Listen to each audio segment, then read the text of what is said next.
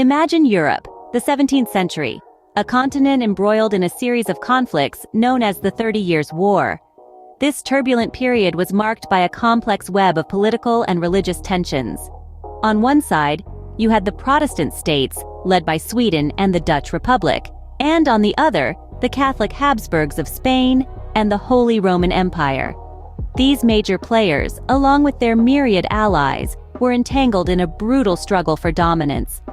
The war's causes were as varied as they were numerous, including territorial disputes, dynastic concerns, and the simmering religious schism between Protestants and Catholics. This deadly clash brought devastation to the European continent, with countless lives lost and economies shattered. As the war raged on with no end in sight, the need for a comprehensive peace agreement became increasingly apparent. The year is 1644, and the war-weary powers of Europe begin to seek a resolution. After 3 decades of bloodshed, the ravages of the 30 Years' War have taken a heavy toll. The seeds of peace are sown amidst the ashes of war as negotiations commence in the German towns of Münster and Osnabrück. Yet, the path to Westphalia is fraught with challenges. The negotiations are a labyrinth of political intrigue, religious differences, and territorial disputes. Each power seeks to safeguard its own interests, making compromise a Herculean task. Key figures emerge, navigating this diplomatic maze.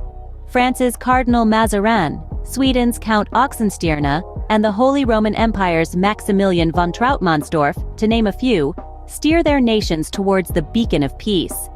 Their efforts, though painstaking, gradually bring the warring factions to the brink of agreement. After years of negotiations, the stage was set for a groundbreaking agreement that would forever change the face of international diplomacy. October 24, 1648, a date that would mark the end of one of the bloodiest wars in European history.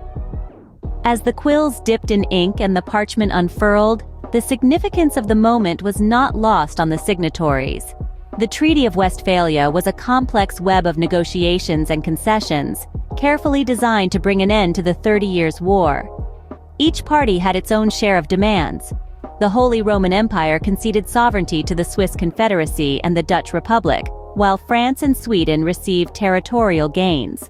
The treaty also introduced the principle of cuius regio, eius religio, allowing rulers to determine the religion of their own realms, thus ending religious conflicts. This treaty didn't just bring an end to a war, it fundamentally changed the way nations interacted. It established respect for sovereignty and non-interference, principles that underpin modern diplomacy. With the stroke of a pen, the Treaty of Westphalia not only ended a war, but also laid the foundation for the modern system of international diplomacy. The Treaty of Westphalia did more than just cease the fire. It reshaped the political landscape of Europe and beyond. The immediate aftermath saw the rise of the nation-state system, a pivotal shift from the fragmented, feudal territories of yore. Sovereign states, recognized as the primary actors of international relations, began to take center stage. The treaty also dramatically altered the balance of power in Europe. It curtailed Habsburg dominance, allowing for the emergence of France and Sweden as major European powers. This shift established a delicate balance, a dance of diplomacy and strategic alliances that continues to this day. But perhaps the most enduring legacy of Westphalia is the principles it established, principles that underpin our understanding of international relations. Respect for sovereignty, non-interference in the internal affairs of other states, and the use of diplomacy over war are all Westphalian ideas. The Treaty of Westphalia, a beacon of diplomacy in a war-torn era, continues to echo in the corridors of international politics, reminding us of the power of dialogue and negotiation over war and destruction.